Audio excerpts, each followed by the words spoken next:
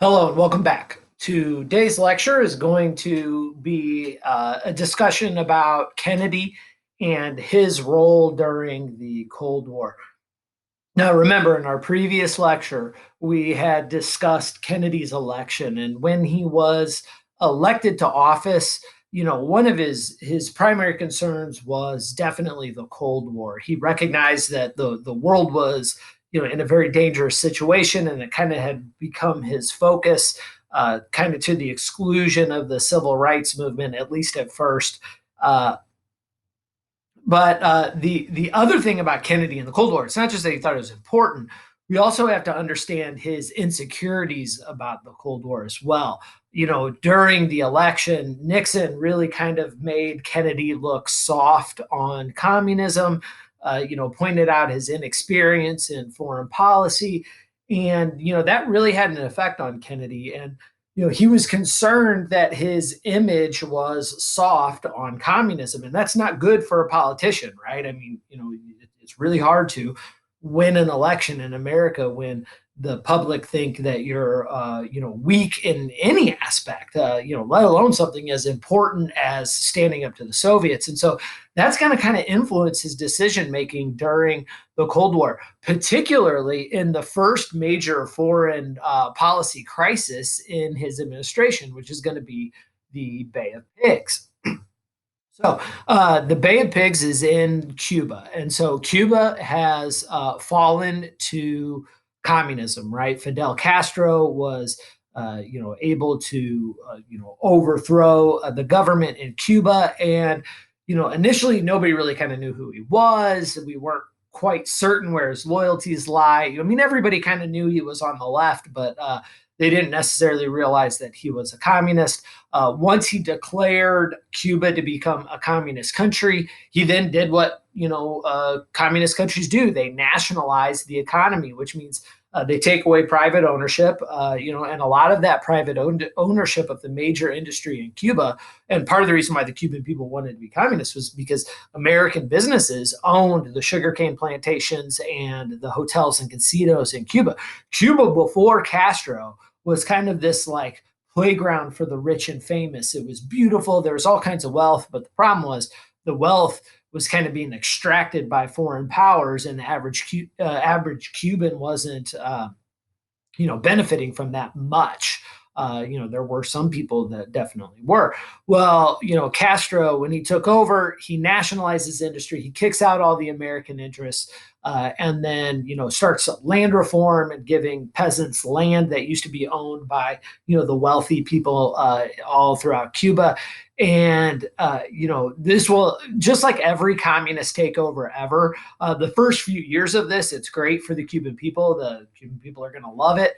But then you kick out all the people that are experienced running businesses, and you distribute that stuff out equally. It's supposed to be equally, but really what happens is the government distributes it to their favorites, and not based on your ability to run a business, but just based on your loyalty to the government. And so, eventually the Cuban economy will collapse. But for our purposes, America's upset. We're upset for two reasons. One, we believe in containment, right? And we believe in domino theory.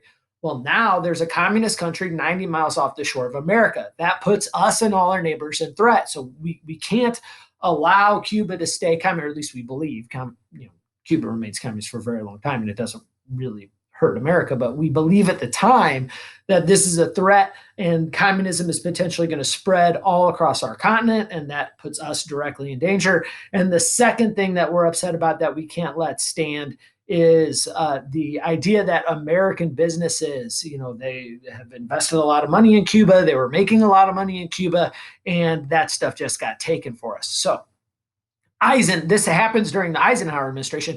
Well, Eisenhower asks the military to come up with a plan to figure out how to handle the situation, and the military comes up with a plan. And Eisenhower, being a military guy, right, Supreme Allied Commander during World War II, he looks at this plan and he says, "No way, this won't work." And essentially, the idea is the CIA would take a bunch of Cuban exiles, right? So as soon as Cuba goes communist, right? Anybody who ever disagreed with Castro, either ends up in prison or dead. If you're religious, you might get locked up in prison. If you had money or owned land, they took it from you and either killed you or threw you in prison. I mean, this was brutal, right? I mean, this is what communism is. And so those people fled. They got on boats and they fled to America. Florida's 90 miles away. And so there's this huge Cuban exile population in Florida, even to this day, who still hate the Castro brothers.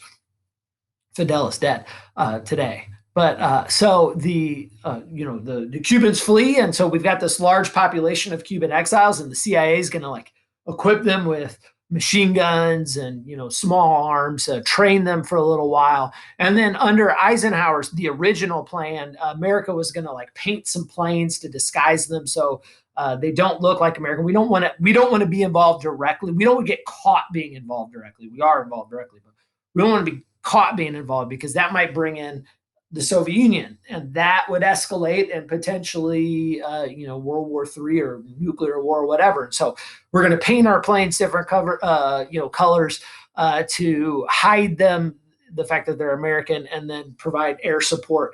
And then the Cubans are going to, rise up to help these exiles overthrow Castro and, no more communism. Well, Eisenhower looks at that and says, well, that's not realistic. That's probably not going to happen. And the Soviets would see through us painting. I mean, come on, there's very few people who have, very few countries that have the Air Force that we have. The Soviets would see through that in a heartbeat. So, the dumb idea, and shelves it. Well, when he leaves office, and Kennedy gets elected, Kennedy is going to ask for a plan. He wants to show strength. Remember, he thinks he looks weak when it comes to foreign policy, so he wants to look strong. Well, what's a good way to do that? Use your military against communism, and then nobody can say you're soft on communism. And so Kennedy asks his military, you got a plan? And they unshelf this plan that they made during Eisenhower's administration. They tell Kennedy this was the plan that Eisenhower wanted made, kind of neglect to really tell Kennedy all of Eisenhower's thoughts on the plan. Clearly, Eisenhower didn't want to do it, didn't think it was a great idea. Kennedy looks at it and he says, okay, we should do that. If Eisenhower had a hand in it and, looks sound to me. Remember, Kennedy, he's got some military experience, but, not a whole lot. And he says, let's give it a go. But he also recognizes that painting our planes isn't going to fool the Soviets, and he doesn't want to drag the Soviets in it, so he refuses to use air support. At this point, really, the landing, they're supposed to land at Bay of Pigs. That's what we call it, the Bay of Pigs. And they're going to spread out from there. Without air support, the likelihood of success here is pretty slim. But then, even more importantly, Castro and the Soviets have spies in America, and they know about this plan. They know what's going to happen, and so Castro really, relatively easily, is going to be able to set up an ambush for actually set a trap for these Cuban exiles. And so this will end up blowing up in Kennedy's face. We can see the political cartoon here. This is Kennedy. He's smoking a Cuban cigar, right? Probably the most famous export from Cuba are their cigars, which were almost impossible to get in America after Cuba went communist. Subsequently, essentially have an embargo against Cuba, and we're not allowed to trade with them. And so Cuban cigars have become really rare and really famous because of that. And so this is an artist essentially saying, Cuba has blown up in the face of Kennedy. Bay of Pigs ends up being essentially a total disaster. All the exiles get, essentially, as soon as they land on the beach, they're going to have to surrender because they're surrounded, they're caught.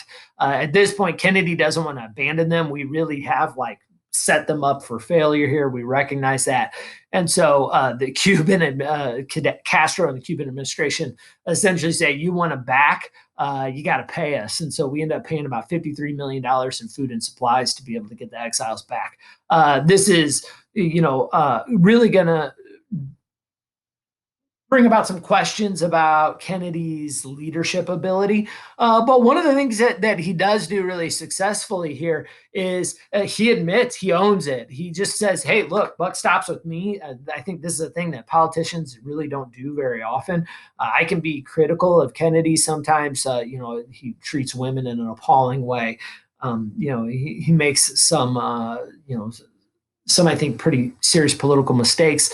But at the end of the day, he does a lot of good things, and one of those good things is going to be owning up here. And because he owns up to it, he will actually gain a little bit of respect in Washington D.C. and with the American voters because. We appreciate it when somebody says, "Yeah, I'm human too. I made a mistake, and I'll learn from it." And I think he really actually kind of does. So the next big crisis that Kennedy's got to deal with, as far as foreign policy goes, is really an important one, and it's going to be the Berlin crisis, the creation of the Berlin Wall. So Kennedy's not. I mean, the Berlin Wall is going to go up. It's going to stay up, for a very long period of time. It won't. I think Reagan gets a lot of the credit for falling of the Berlin Wall. I'm not so sure that is, you know. I mean, I don't know. Uh, yeah, he did have something to do with it, but I think it was more of an economic failure that brought the wall down. The Anyway, so back to the Kennedy administration and the Berlin Wall. Uh, Germany is really becoming a problem for the Soviet Union. The two different economic philosophies in the world that are battling during the Cold War are capitalism and communism. And we've talked about that pretty extensively in previous lectures. And it's the difference between in capitalism, it's equality of opportunity. We want everybody to be able to, work hard, get as educated as they can, make choices, take risks, and then you kind of sink and swim on your own. But everybody should have the essentially the same opportunity, right? But in capitalism, there are winners and losers. There are going to be people that are really smart and work really hard, and they're going to make a whole lot of money. And then there's going to be other people that aren't as intelligent, or don't work as hard, and they're not going to make as much money. And then sometimes, life, people who are really smart and work real hard are going to have, illness or other kind of things kind of get in their way. And so there are winners and losers. And then on the communist side, you have equality of outcome. You have the government that just comes in and says, no economic choice. We're going to tell you where to work. We're going to tell you how much you work, and we're going to tell you how much you get paid, but we're going to make sure everybody gets paid equally and treated equally. And so, that is theoretically appealing to a lot of people, right? It's like, well, we don't want winners and losers. We want everybody to have a good quality of life. The problem is that under equality of outcome, communism, really quickly, we recognize you de-incentivize work and risk taking and innovation.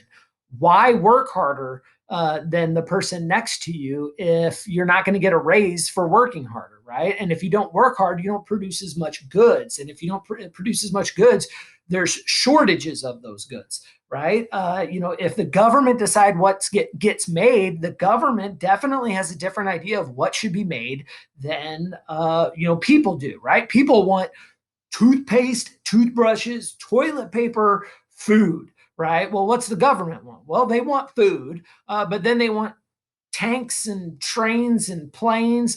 And guess what? You don't fill the needs of the people. And so in capitalism, people, they're going to make toilet paper because they can make money off of that. In communism, we see shortages.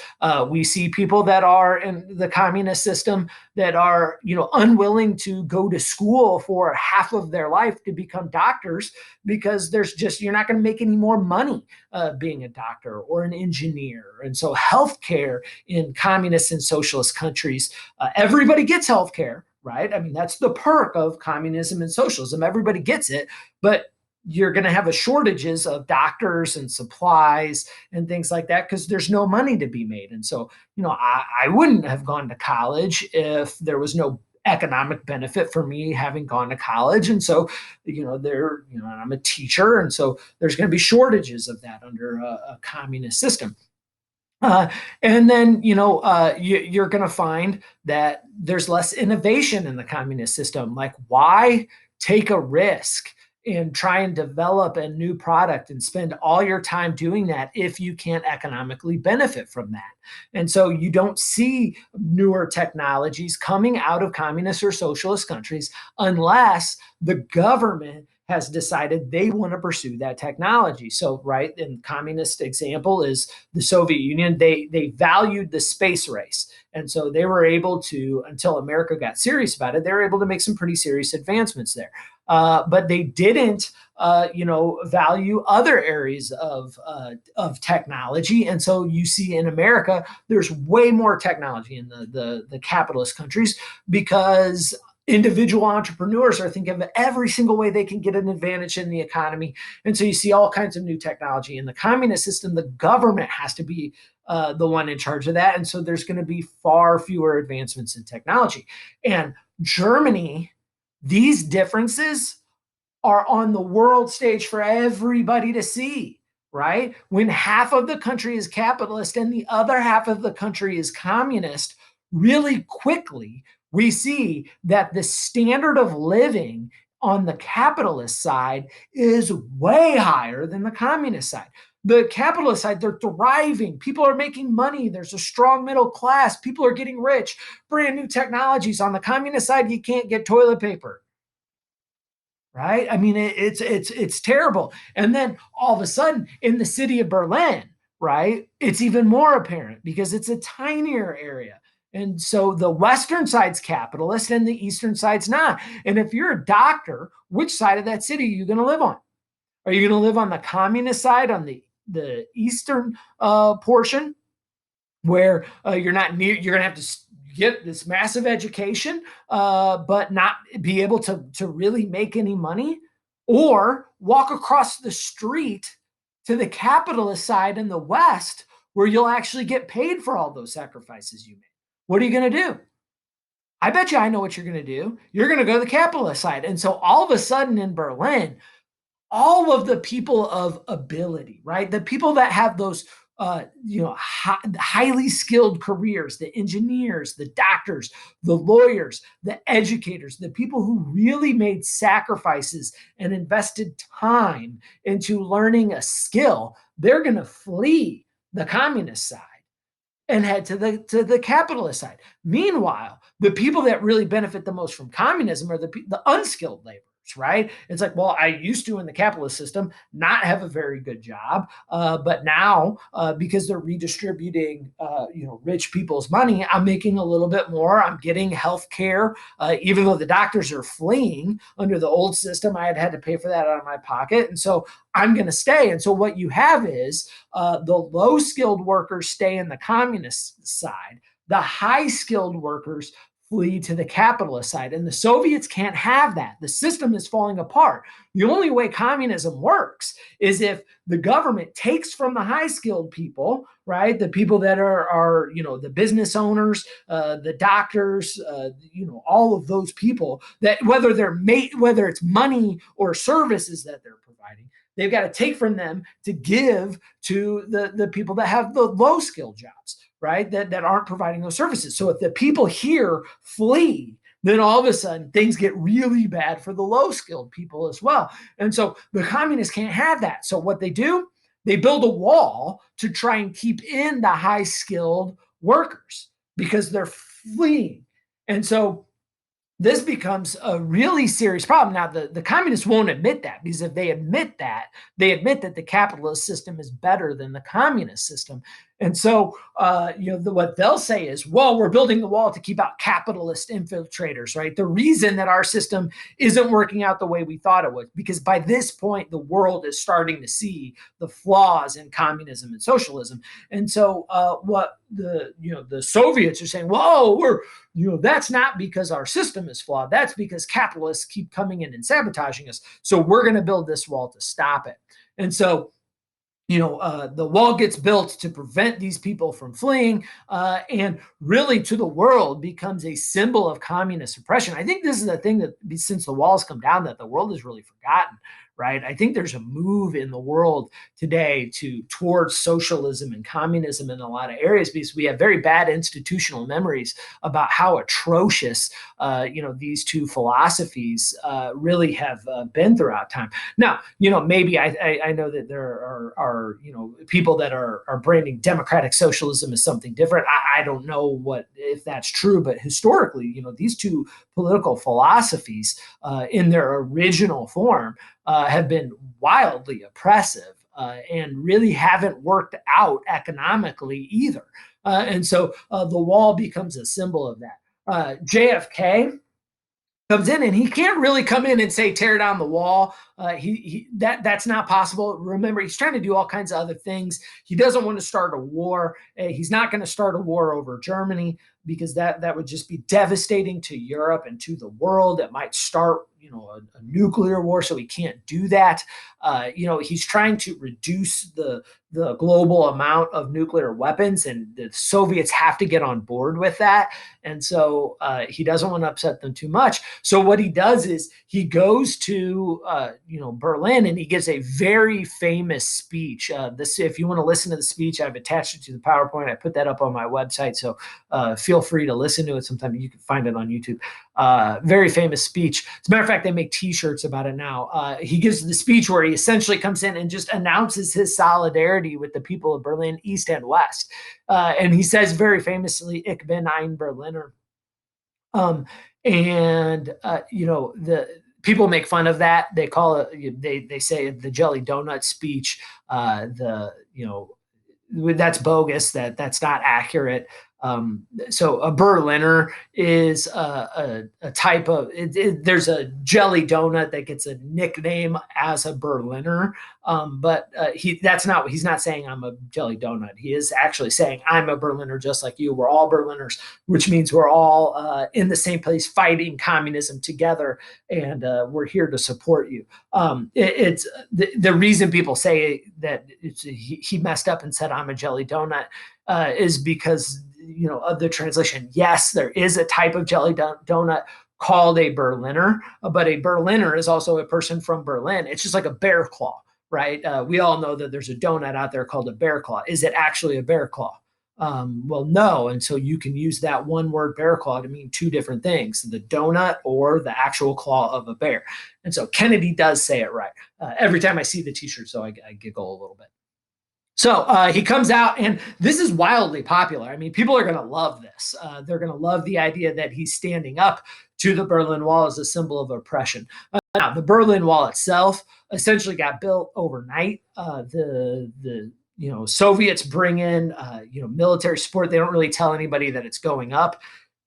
And they essentially just overnight you start to see at first like fences and guards all across the city. They're going to build up the wall. They're going to use like apartment buildings and homes as a part of the wall. They'll stop doing that because people will just like walk through and jump out the window to go over the wall. But it works at least initially. And so, there's literally families are going to be separated. Like there's going to be people that are living in East Berlin, right? That doctor that's living in East Berlin goes to West Berlin to work. Well, the wall will get built overnight, and there'll be these, military checkpoints, and they're going to be essentially cut off from the rest of their family.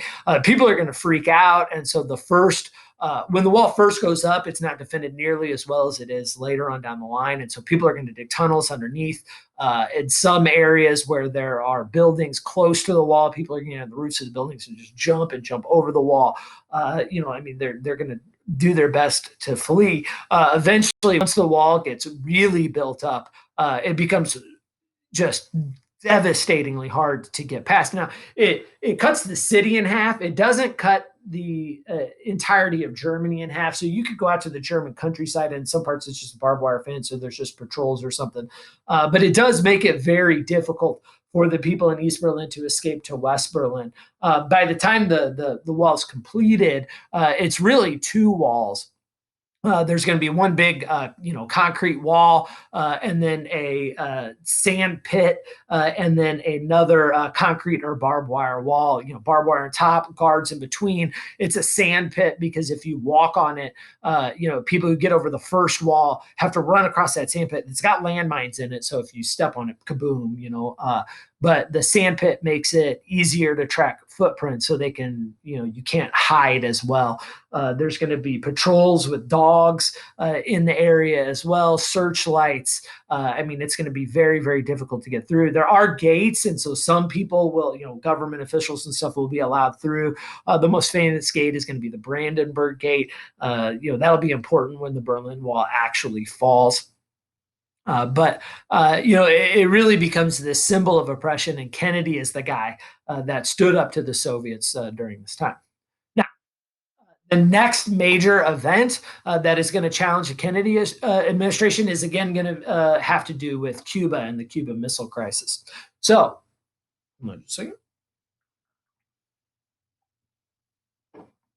second.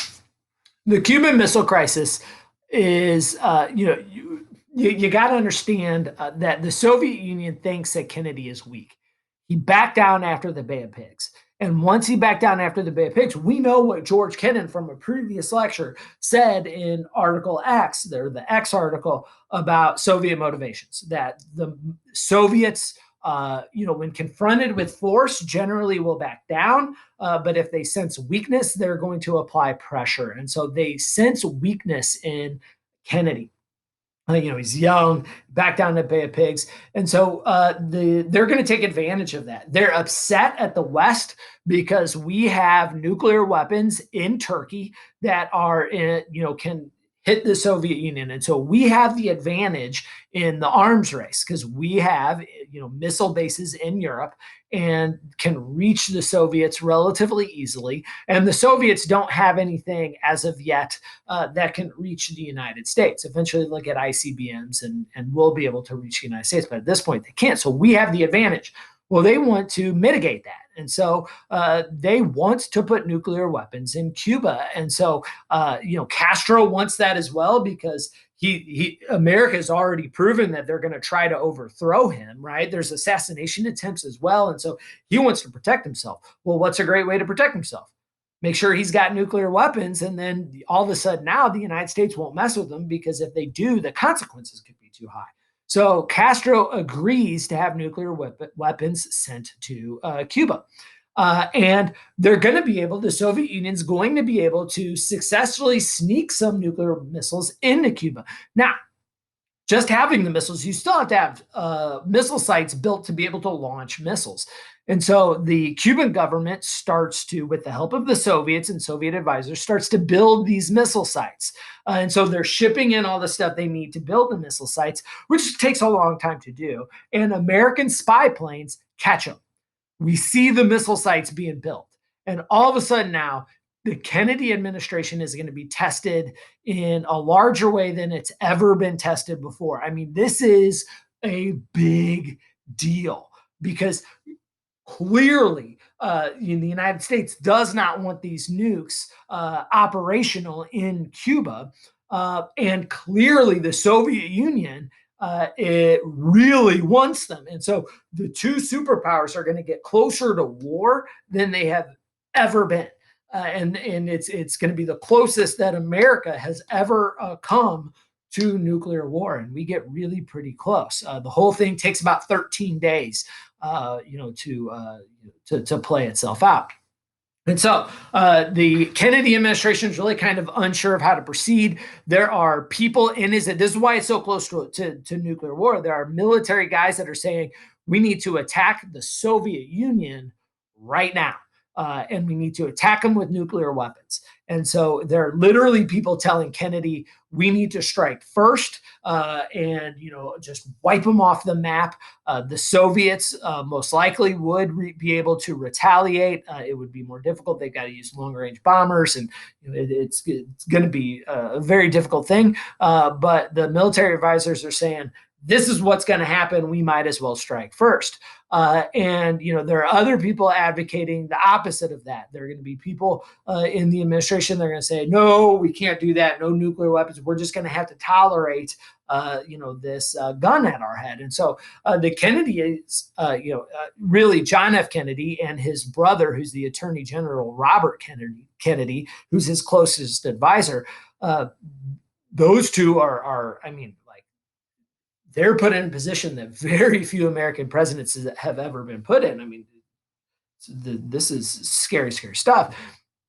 And they decide to do what the Kennedy administration really just does really well, is to take the middle path. And I think this is why so many people really like the Kennedy administration, is because overall, both domestically and in foreign policy, is because they tend to take the middle path. And so they decide on a quarantine and an ultimatum. And so we send down our fleet to surround Cuba. We know that the Cubans are still shipping in supplies to be able to get these missile sites operational. And we essentially say, if any Soviet ships cross this line, we're going to war. Now, technically, this is an act of war. It's a when you embargo a country and like this and place a quarantine around them, most countries would make an argument. I think legitimately so, that this is potentially an act of war here.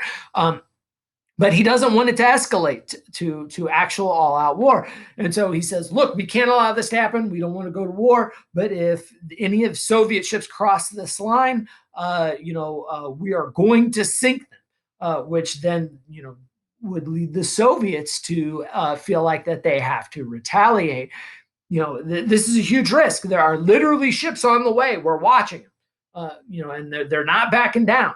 And so the ships are coming in and eventually get to the quarantine line here, and the Soviets will in effect back down after a whole dramatic series of events happens at the UN. We'll talk about that in just a second. This is the closest that the world has ever come to nuclear war. It's really scary stuff. So what happened at the UN? Well, Adlai Stevenson is the representative at the UN, and he is essentially, Kennedy and Adlai Stevens are essentially going to call the Soviet Union out on what they're doing. And so through a series of really just, genius questioning, the Adlai Stevens and the Kennedy administration paint the Soviets into a corner. They're going to make the accusation that the Soviets are putting nukes up in Cuba, but they're not going to reveal their hand, and they're going to get the Soviets to deny that they're doing it. And once the Soviets deny that they're doing it, because what the Kennedy administration is going to need the support of the world in case this thing gets out of hand. And so we want to be the good guys here. The Soviet Union denies trying to put the nukes in Cuba. Now, the Soviet representative at the UN, he might not have even known. I think a lot of people think that he didn't actually know that we're putting nukes in Cuba. And then what Adlai Stevens does is he shows the photographs and he says, here they are.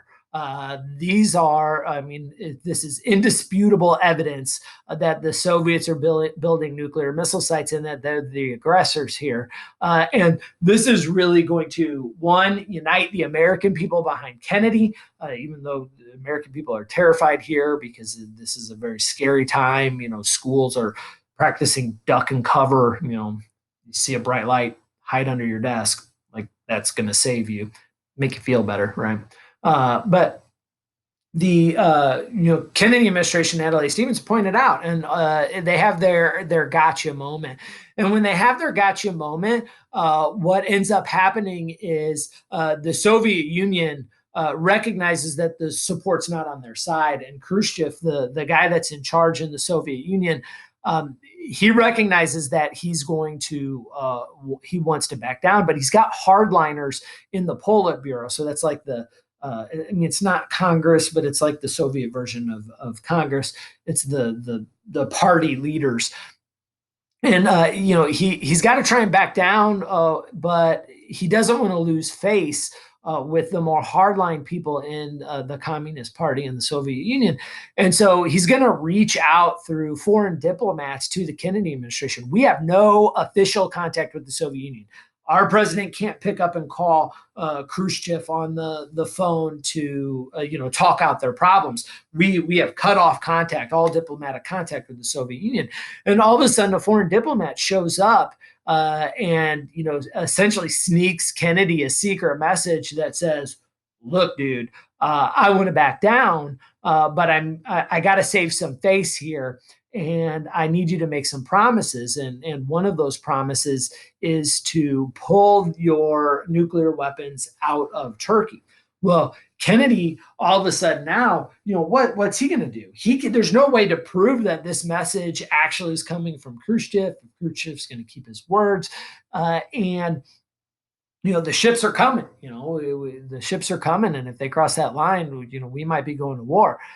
Kennedy takes a leap of faith and agrees to essentially pull out, the missiles out of Turkey. And when he makes that agreement, lo and behold, it actually was Khrushchev that sent that message, and Khrushchev orders the ships to turn around, and they back down, and Cuba will not get functioning nuclear weapons 90 miles off the coast of Florida. That's a huge win for Kennedy. It's a huge win for Kennedy. I mean, he did a phenomenal job here getting these missiles out of Cuba. Now,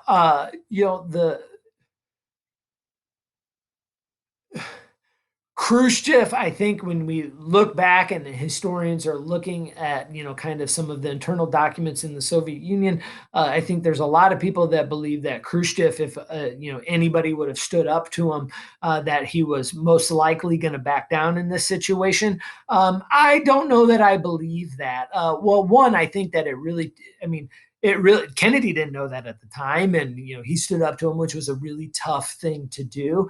And there was some serious political pressure from the hardliners in the Soviet Union to keep those nukes in Cuba and to get them up and functional. And just like there were American military leaders advocating for nuclear war on our end, there were also hardliners on the Soviet end advocating for the same thing. And so the Kennedy administration is going to do a real good job here. And there's going to be some important things that come of this. One, we're going to get a hotline from the United States to the Soviet Union. And so this way, there's going to be, a red phone on the desk of the president that he can pick up and in crises like this, talk directly to the Soviet leader. And then, that way we can avoid some of these situations. The other thing that's going to happen is the Kennedy administration and the Khrushchev administration are going to start to agree to, start to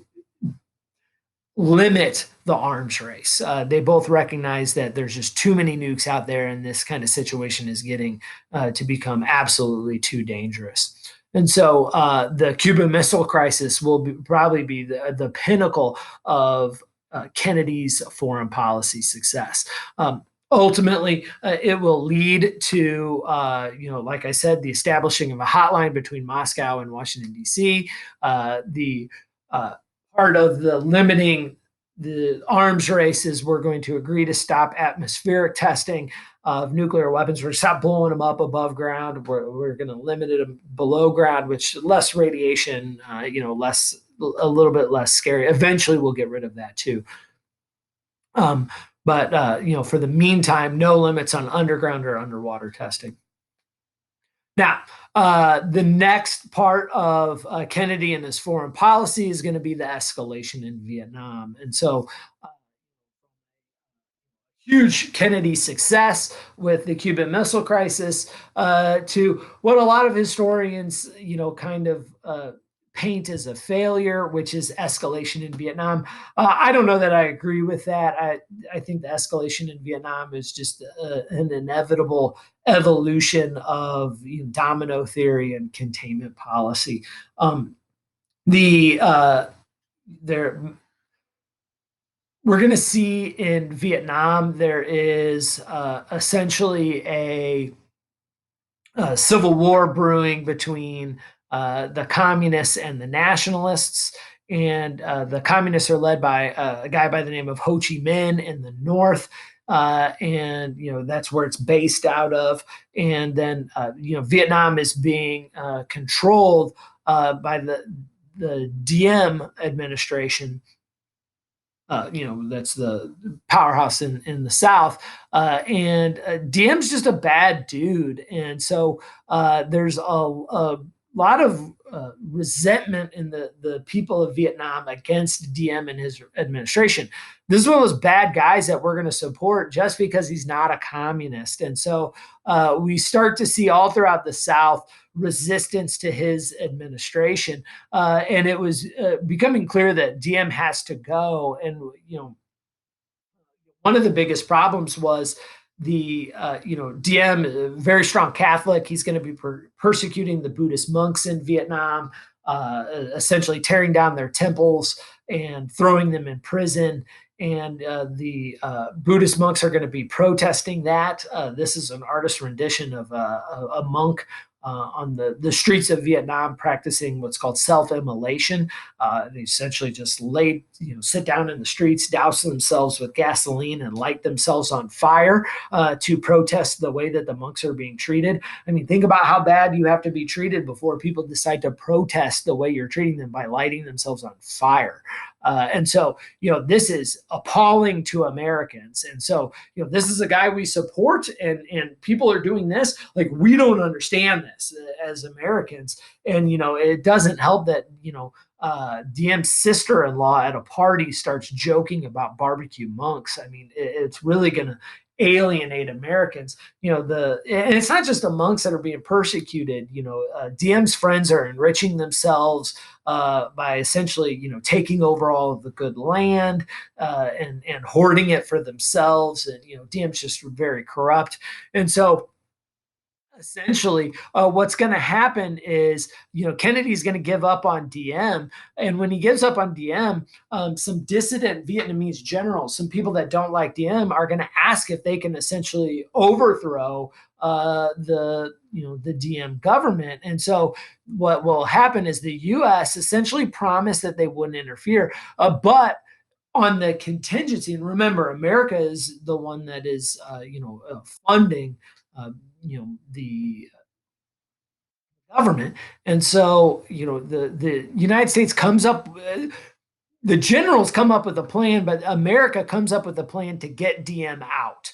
Right, we're going to send a car, we're going to pick them up and get them to the airport, fly them to America, and then we're going to let the generals take over. Well, one of the generals that is sent to go get Diem, his family was sent to a prisoner of war camp by Diem. And so this guy hates Diem. And so he ends up shooting him, executing him, and killing him. And so Diem will be killed. We didn't really want that to happen. And then the generals take over, and so the military ends up being in charge of Vietnam, and that ain't good either, because these generals end up being no better at running the government than Diem was. And so we're going to see a series of inept leaders leading the country, and which is going to lead to more and more American involvement, which is going to lead us further into the quagmire that will end up becoming Vietnam. All right, that ends our lecture today. I appreciate your attention. Thank you very much, and I will see you again shortly.